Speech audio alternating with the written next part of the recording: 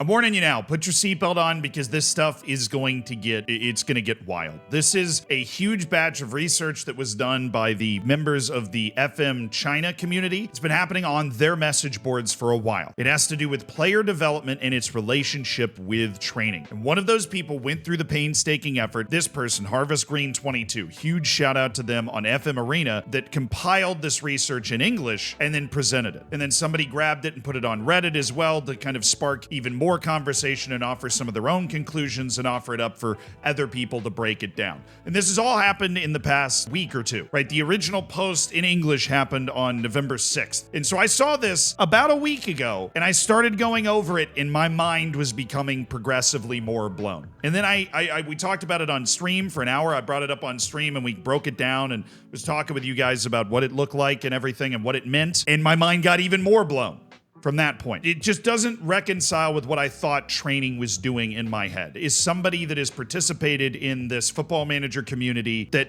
attempts to test training. But on this channel, we have over the years tried to test and isolate professionalism, ambition, various things to determine what the best thing to do is. I've released videos about the best training schedule for development and performance in matches and all those sorts of things. And I'm beginning to question the methods that myself and other YouTubers have used to attempt to get those results because we assumed things had to be done a certain way when it turns out they might not need to be done that way. Now, there is one very important distinction that I want to include kind of right at the beginning of this, is what we are talking about is player development. Okay, the database that the FM China community uses for this testing was created by a now retired YouTuber named Evidence-Based Football Manager. He did fantastic work, very analytical work when it came to development and those sorts of things, and he created a database where there's basically a couple of teams with an entire set of identical wonder kids in a league, okay? And you were able to, because so many variables are the same, facilities, coaches, whatever, potential ability, right, professionalism, you are able to assess the effect of little tweaks on performance. And in this case, those little tweaks would be the training schedules that those different teams and players are subjected to in that database. Because we're just isolating the development of those players, what we're not tracking is the effect on match performance. Right? Because Football Manager is always talking about,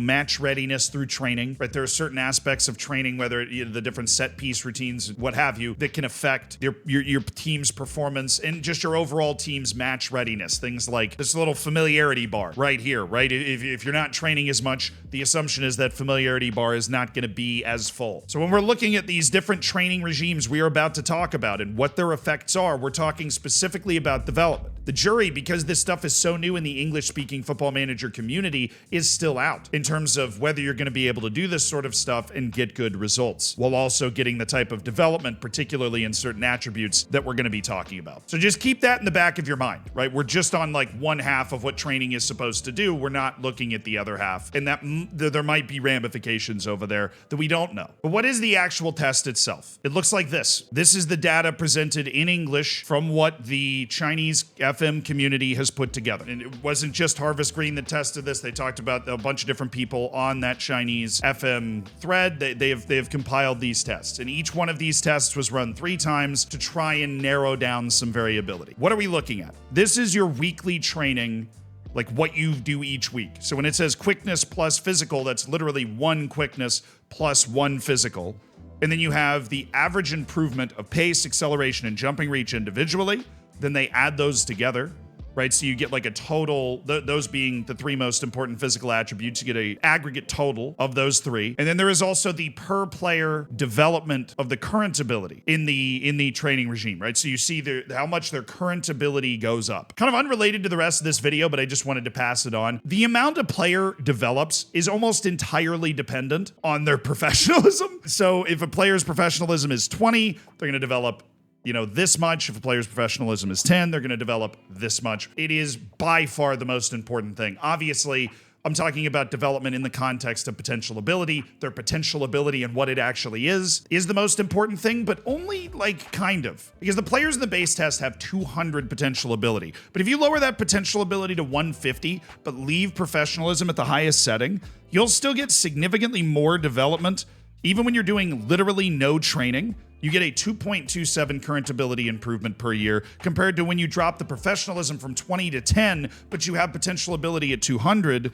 you get 1.27. And that's with literally zero training at all. So you can see how with much higher professionalism, even if the potential ability is significantly lower, the player is going to improve at a better rate. And don't worry, it's not in this table, it's in a separate table. Matches played is also going to be factored into this. So if you're thinking, well, matches matter, don't worry, we're going to get there. But what is the basic argument of this post that this person has kind of brought into the English world? And what is the basic argument of these results? It's essentially that training does not cause development. It does affect development, but the type of training that you do steers where that development goes. But based off of these findings, the amount of training that you do does not have a very direct relationship at all with the amount of development that occurs for a player. Now, obviously, we're going to get more specifically into what that means later in this video, but that is the overarching takeaway right here, is that training is steering that development much more so than it is causing it. Now look, there are a lot of things that affect players' development, from,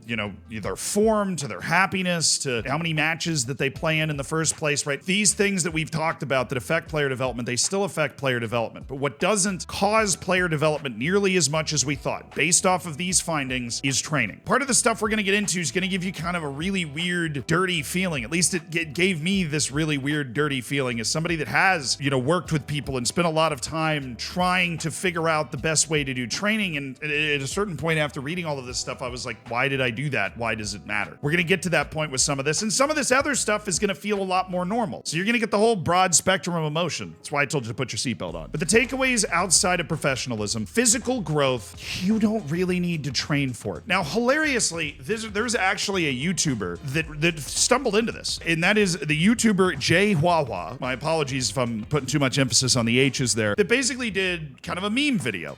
He made a Wonder Kid squad that basically never trained. And I've given you, we're 33 minutes in here, but I've given you a freeze screen of this video where you can see the physical ability of these players. This is a Wonder Kid squad that has never trained, that has exclusively rest training, that has almost 20 in every important physical attribute. And he's got a team full of these guys, which, look, we've done these videos before talking about how overpowered pace, acceleration, jumping reach, strength are, right? If you've got a player like this, you're mid-table to European competition in Europe. If you have a team like this, that has my first touch, that's gratuitous to me, right? But 5 out of 20 first touch and 5 out of 20 everything over here. But you see what's able to develop when players are literally resting. And we can find that in this table right here. 30 number of matches played, rest, no training, but you put the additional focus on quickness with double intensity. In their tests, they found that per year, the physical attributes of their players, the aggregate score of improvement for acceleration, pace, and jumping reach was 5.73.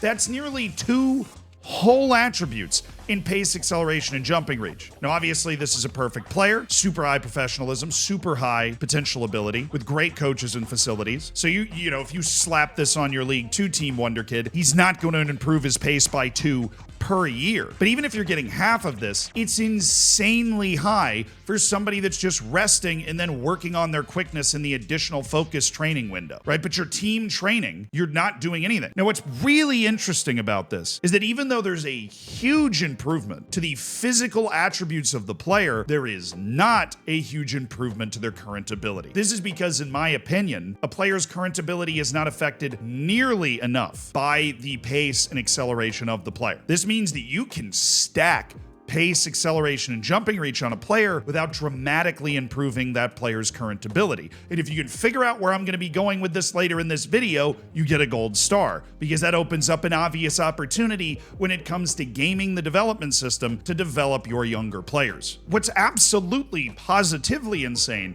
is that in their testing, the development of physical attributes was exactly the same even when they didn't play a single match. 0 matches played, rest, no training, additional focus, quickness, double intensity. This is the Q5 section, 5.73, but a 3.9 growth in current ability. Those matches were allowing for a little bit more growth outside of the emphasis on physical stuff. But you're resting, not playing matches, just running wind sprints, doing quick twitch exercises to work on your quickness, and that development is exploding. What I'm curious about, and don't necessarily have clarification on even after careful reading of this whole thing, is what this extra 2.3 current ability is going into, because they're going to talk about later the fact that, matches themselves lead to more development, but they don't steer that development. So I would have expected this number to be higher, right? Because this is where you're steering that development into with your additional focus and double intensity on quickness.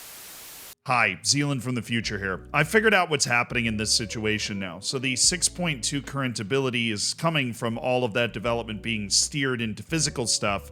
But when you see the 3.9 current ability improvement, that's because without the 30 matches played, the player is getting worse at stuff that's not physical ability, like getting worse at a more significant rate. So even though they're gaining all this current ability in physical stuff, their overall current ability gain is even lower because other stuff went down because they weren't playing.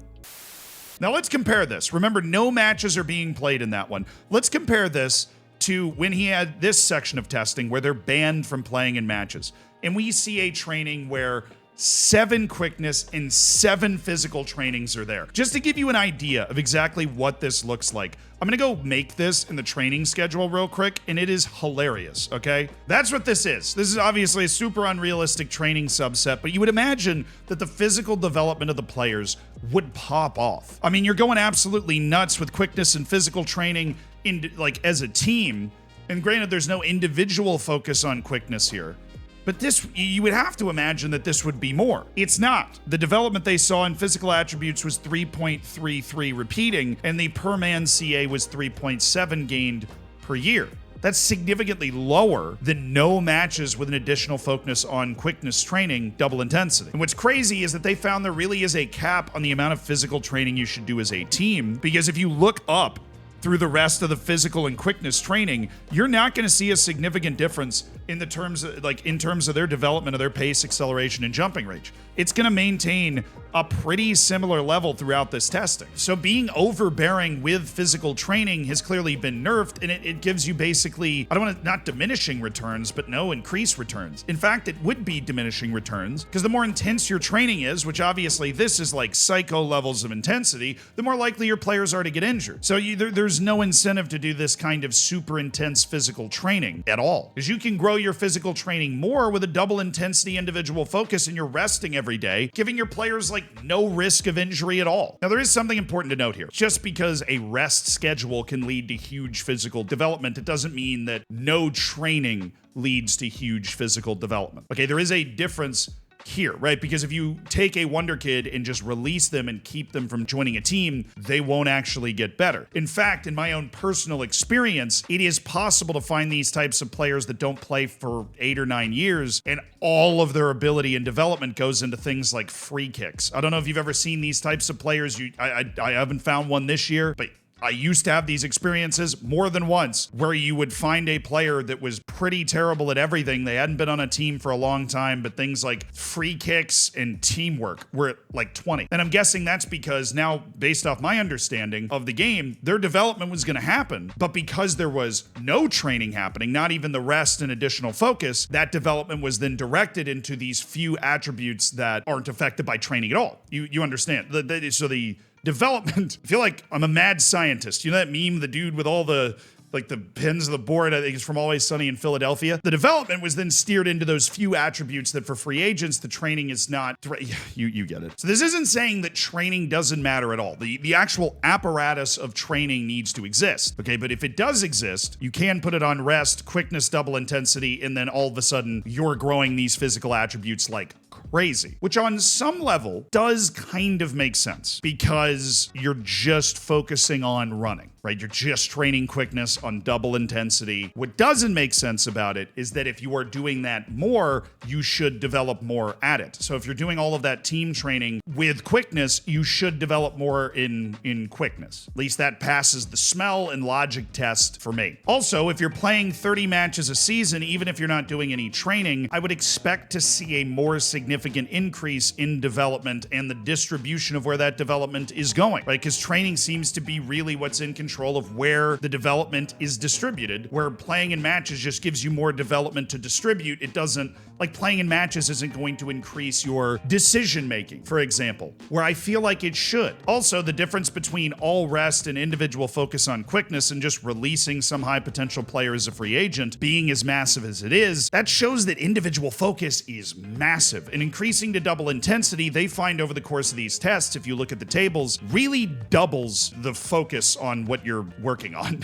Like if you take off the double intensity, there is a significant drop off in terms of the development. It basically goes halfway to if you just do rest with no additional quickness training, and then that's what you see. Which, by the way, is still high. That's all rest training, no additional focus, no matches played. They're doing nothing, and they're still growing 3.7 a year just because of their professionalism and potential ability. If a player's literally doing nothing and not playing any matches, they should be getting worse. And their other attributes are, but their physical attributes aren't. Another one of the findings is that technical and mental stuff does not grow if you are not using training to distribute attributes into those categories. So these physical training things you will actually see, that's how you end up with a current ability overall improvement of 3.2, even though the physical stuff is going up. You will see mental and technical attributes go down. And you can see on this screen that eventually they kind of just level out at 5. But in all of their testing, what are the best overall current ability development things? Because we've been talking about all these physical attributes. What's the best overall current ability development that they were able to create? And that's down here. That would be C6 and D6, where they created a development of 25.3 current ability. Now, you might have noticed something. I'm talking about changing training stuff and changing the development of current ability. And I'm going to attempt to drive a knife wedge between current ability and player development. Because current ability is this abstract total sum of the attributes of a player. We all know certain attributes are better than other attributes, and current ability is not the end-all be-all, because you can create a team of a bunch of guys with 100 current ability that can win the Premier League if you put the attributes in the right place. So this video does create a difference between current ability and actual player development. But your best current ability results are going to look like this. I've created them in the game for you. You have a quickness training, 4 overalls, 4 attackings, 4 defendings, an additional focus on quickness with double intensity. Now, this is a pretty intense training schedule. It's pretty balanced, and it looks like the sort of thing you would expect a top-level football manager training schedule to look like. And so in that sense, FM does actually pass the test in that if you want to grow the CA of a player as much as possible, this is kind of what you want to do. This is the other one. You basically just remove the overalls and add a match practice, because match practice is the most overpowered training you really can get in the game in terms of distributing these attributes, generating that kind of overall current ability growth from one training. We'll see exactly how overpowered it is a little bit later. But this is the most comfortable you're going to feel for the rest of the video, because those look very normal. And that means that if you want to grow the overall current ability, grow the entire ability base of your player in an equal way, those are the best trainings for you to do. But there is a downside to this, because if you grow the current ability of the player that fast, you're going to eat up all of their potential ability, right? If it goes up 25 per year, let's say that the player's 100 current ability, 200 potential ability for mathematics sake. 4 years, they're maxed out. In 4 years, they are done. And those attributes have been distributed broadly over the course, over the entire map, right? You're improving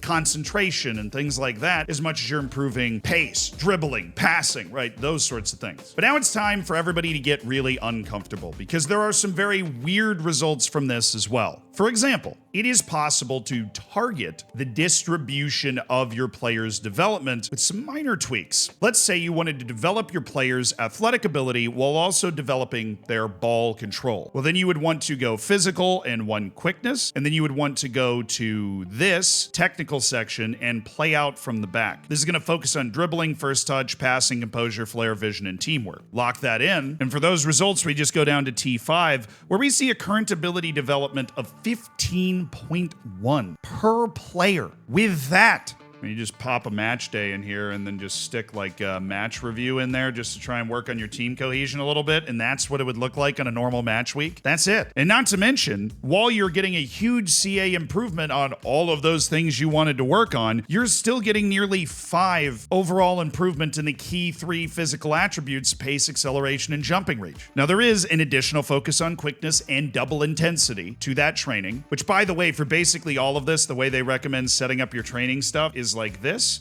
and then you just double intensity here. So no pitcher gym work here, double intensity here. If you didn't know that this rest page existed on the training page, then welcome to the show.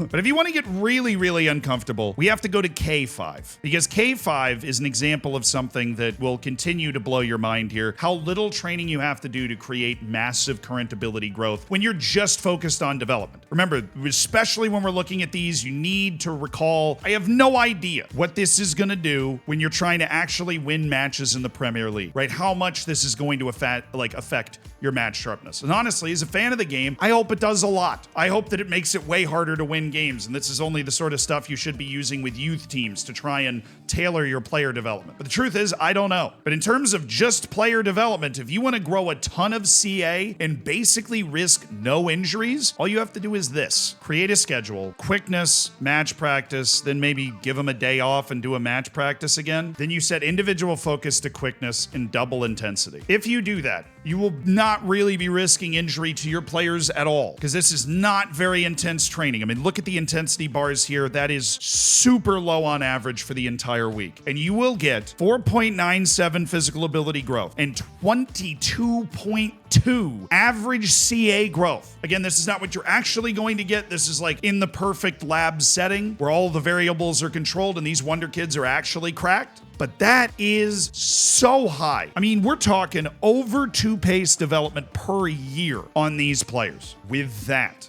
And it's not just the physical development that we already saw with that other stuff. They're developing everything else too. This is an insane amount of current ability growth. Again, full development in 4 years. If you wanted to take it up a little bit more, you can just add an overall, which doesn't add a lot of intensity. That's just the one below this right here. On L5, you see they just add an overall, and that gives you significantly more physical growth without the cost of much more current ability being eaten up at this point. And I have a feeling this might be one of the more effective ones, because this also really helps your tactical familiarity, because match practice and overall work with your tactical familiarity a lot. And they also target the attributes that are used for the player's individual roles. That means they're funneling the attributes of players into the attributes they're highlighted for, which makes sense. You're literally just playing a practice match, so you're going to go play the position that you're out there playing. That means your winger is going to be working on dribbling and crossing. That means your playmaker is going to be improving in passing and funneling on that massive current ability growth into those attributes. I did want to point out one thing to highlight the importance of matches in terms of player development, because the players in this test are 20 years old, right? So we're not talking about kids that are 16, 17. We're talking about guys that are 20, which kind of makes the growth even more impressive, honestly. But with a quickness overall in 1 match practice, additional focus quickness, double intensity, but playing 0 matches instead of 30 in the last 2 that we were talking about, you see only a current ability growth of 11. But as we've seen consistently over this test, there's not a significant drop in the growth of the physical attributes. It's just a drop in the rest of it that it's able to distribute to all of the other attributes you're trying to work on. But at a certain point, you look at this and it just doesn't pass the smell test, and it just doesn't make sense. And it makes me kind of sad, honestly, because I realize that a lot of the people that test these types of things are kind of intentionally trying to break the game. I intentionally try to break the game for tests and stuff all the time, and people are always trying to break the game with tactics and whatever. But it's hard to argue that when you see the crazy amount of physical development you get from players that are literally just resting the entire time, that's like a normal and should be normal, or that this should be one of the best ways in testing to develop your players, or that the massive amounts of physical training don't actually lead to massive more amounts of physical growth. Like, all those different weird things just add up to you getting a bit of a queasy feeling in your stomach about the way all of this is working and what is actually effective and what is not, right? Because now I'm looking at the training schedules that we advocated for, right? The training schedules that all the great FM training testing people, including EBFM, advocated for, were too busy and perhaps focused on the wrong thing, right? We were creating this sort of stuff, right? Because what we saw was maximum attribute growth, which is of course what the Chinese tests have shown. But what we didn't look for and what they did look for was where that development was coming from. And they found that it really isn't coming from the training nearly as much as we thought. Now, I'll leave this to them, because even though English is not their first language, which is something they make very clear in this very long post. They had an incredible conclusion to this that kind of just brings this home. I don't necessarily entirely agree with it, but I do want to read it to you. Does this really work? Why is it so different from evidence-based Football Manager's conclusion? Which again, evidence-based Football Manager was brilliant. The man broke FM down in a way I've never seen anybody do it before. If you haven't watched his old videos, I recommend you do it. It's been proven by a lot of people in our community, right, citing their forum posts. They're in Chinese, but you can use Google Translate to convert it. Assembly line produces 20 pace, 20 acceleration, 20 jumping range players. I think he, the YouTuber, made the mistake of trusting the game company. The game company didn't make a proper training system, just pretended it had one. Then, at the test, he most likely did not ban the player from the match, so the test results were clouded by the number of matches played. You weren't able to see the crazy physical player development that you're able to trigger even without matches being played. So do I think Football Manager didn't build a proper training system? I think they did. I also think that they left massive loopholes in it, which this entire post has driven a Mack truck through. I think you had to have the creativity to look for them. These guys did. These crazy dudes did. And they found those loopholes and they've driven a Mack truck through them. And once you see the kind of development that you can get for physical attributes on players while doing this and doing an additional focus with double intensity on quickness, it's almost like your mind can never go back. And the fact that this can give you basically the same current ability development as you'd get from this, it's hard to argue for me that the system is functioning the way I feel like it should. Is it an easy thing to design? No. Do I think it's working the way I would like it to based off what I've just seen? No. Like, obviously. Now, there is one potential issue here, but typical of Football Manager, there is the ability to find a way to kind of work around it here. And they pointed out in their post, which is players could get upset about this training. Like, if you were just wheeling this out, your players are going to get upset with you. The solution they point out is that you go into staff responsibilities and you give the training to your assistant. Once you do this, you go set your training for the entire year. And when you're done, you just click yes, but only this once, and it will keep that training adjustment, but then your players can't complain to you because you're technically not the one setting the training. There is one last aside, but of course they thought of it too, which is goalkeepers. Basically, you just need to add some training to add some weight to it. You can throw in a one-on-ones once every 3 or 4 weeks, or overalls or match practices help weight their attributes because obviously they're just playing in their position. But if you're just doing the rest and additional focus on quickness training, your goalkeepers are obviously not going to develop. At least they'll be really fast, but they can't stop the ball. There is a lot of nuance here, and a lot of it always comes from the fact that FM's a black box. They never tell us how this stuff works at all, so we're left to try and isolate as many variables as we can to test it anyways. But I think it's inarguable that some of the results that you're able to get from these kinds of, for lack of a better word, gimmicky looking training sessions are crazy. And I don't think it's a healthy state for the game if physical attributes are as important as they are. But, and this is where we get to my final pitch to you, the best way to develop players is for a year or two to do that, really just develop their physical attributes, but not their CA. And then after that, you do, honestly, you find the best physical attribute developing thing you can find, which would be rest, no training, additional focus, quickness, double intensity, and you just juice the physical attributes of your Wonder Kids for a year or two. They'll go from freaking 13 to 17 in 2 or 3 years. And then because you can develop until you're 26 in FM, you shift over to a more targeted approach to maybe develop their best attributes, or you can shift over to that huge kind of attribute bomb that you can drop where you can develop their CA by 25, and then just pepper the rest of their development all over their attributes. Based off what we're seeing here, from this extensive testing from FM's China community, that would be the best way to develop super ridiculous Wonder Kids on FM. Maybe you just want to mess around and create a bunch of 20 pace monsters too that can't do anything else. You can do that too. Give it a shot. You can find the right guys with enough professionalism and,